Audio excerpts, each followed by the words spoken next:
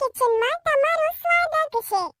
Hello friends, તો આજે તમારી સાથે સવારના નાસ્તાની કે બ્રેકફાસ્ટની રેસીપી શેર કરીશ। તો તેની માટે અહીંયા 2 કપ ઘઉંનો લોટ, હાફ ટીસ્પૂન અજમો હાથેથી ક્રશ કરી આ રીતે તેની અંદર એડ કરી દેવાનું। સ્વાદ પ્રમાણે મીઠું। બિલકુલ હેલ્ધી નાસ્તાની રેસીપી છે।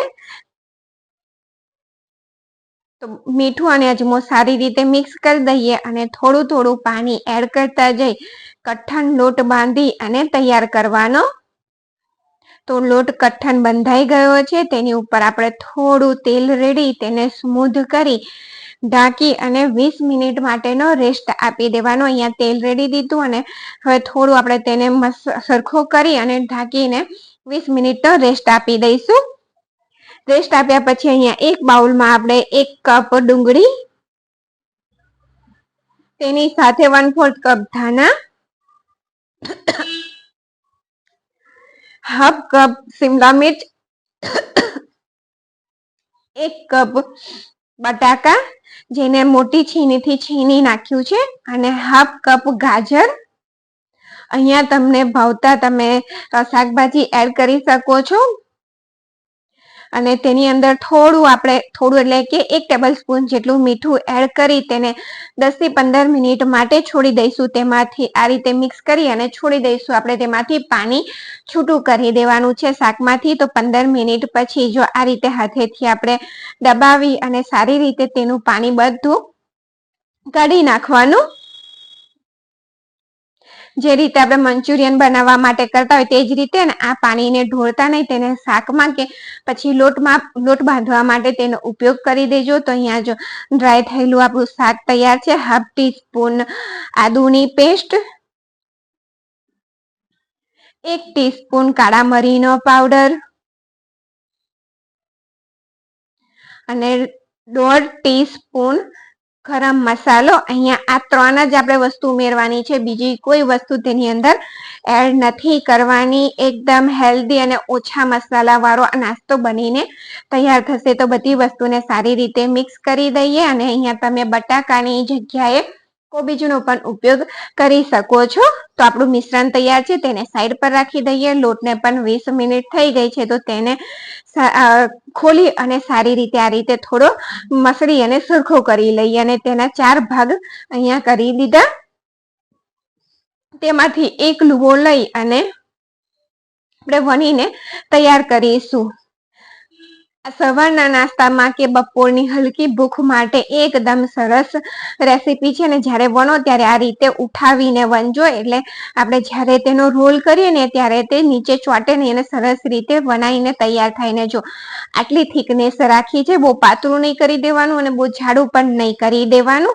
હવે તેની અંદર આપણે શાકભાજીનો મસાલો જે તૈયાર કર્યો તે એડ કરી દઈશું। અને એક જાતના આપણે વેજીટેબલ પરાઠા પણ કહી શકીએ કે પછી મોમોસ, તમે મેદા વગરના મોમોસ પણ કહી શકો છો તેને। તો આ રીતે ચમચીથી થોડું આપણે દબાવી દઈશું, જેથી આપણે રોલ કરીએ ને તો તે નીકળી ના જાય ને સારી રીતે રોલ વળાય એટલા માટે। તો અહીંયા જો રોલ આ રીતે આપણે વાળી અને તૈયાર કરીશું। તો બ્રેકફાસ્ટની રેસીપી કે નાસ્તાની રેસીપી નો વિડીયો જો તમને ગમે ને તો ચેનલને લાઈક, શેર અને સબસ્ક્રાઇબ કરજો। અને છેલ્લે લાસ્ટમાં જ્યારે વાળવાનું આવે ત્યારે આ રીતે પાણી લગાવી દેવાનું, જેથી તે સારી રીતે સિક્યોર થઈ જાય, એટલે કે ચોંટી જાય। અને જ્યારે આપણે તેને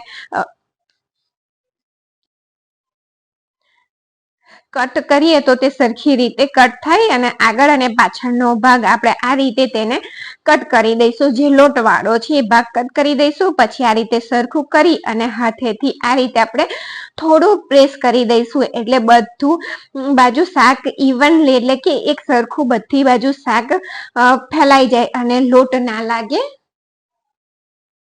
તો જો આ રીતે આપણે સ્પ્રેડ કરી અને એક સરસ આપણો રોલ તૈયાર થઈ ગયો છે। વેજીટેબલ રોલ કે તમે ફેંકી પણ કહી શકો છો।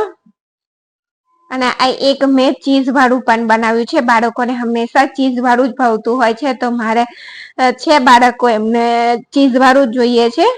તો એની માટે ચીઝ વાળું બનાવ્યું. ત્યાર પછી અહીંયા સાથે આપણે ચટણી પણ બનાવી દઈશું. તો જો સ્ટીમરની નીચે આપણે જે પાણી રાખીએ તેની અંદર 1 ટામેટું, 6 કળી લસણ, 6 થી 7 કળી લસણ અને 4 કાશ્મીરી લાલ મરચું તેને એડ કરી દેવાનું. ઉપર આ રીતે કાનાવાળી પ્લેટ રાખીશું, તેને તેલથી ગ્રીસ કરી દીધી છે અને તેની સાથે જ આપણે આ રોલને રાખી દઈશું અહીંયા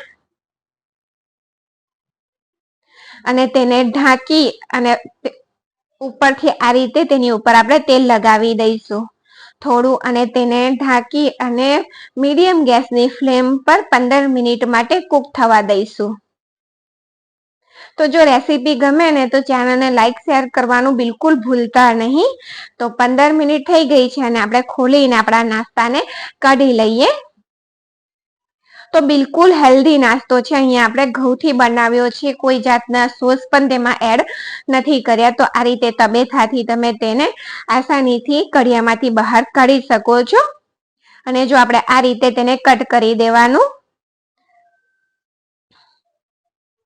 અને જો તમને અહીંયા આ રીતે મોમોસની સ્ટીમ મોમોસ હોય તે રીતે ખાવા હોય તો આ ટાઈમે તમે તેને ચટણી સાથે ખાઈ શકો છો. જો અહીંયા તમને બતાવી દઉં કે આપણો નાસ્તો કેવો સરસ લેયરની સાથે એકદમ સેટ થયેલો તૈયાર થયો છે. તો બાળકોના લંચ બોક્સમાં તમે આ નાસ્તો આપી શકો છો. હેલ્ધી નાસ્તો છે અને અહીંયા ચીઝ વાળો પણ તમને કાપીને બતાવી દઉં છું. તો હવે કાઢી લીધા છે રોલ આપણા. તો તેની નીચેથી આપણે પાણી કાઢી અને તેને પણ ચટણી બનાવી દઈએ. અને આ જે ગાડું જો નીચે દેખાય છે તમને એ આપણે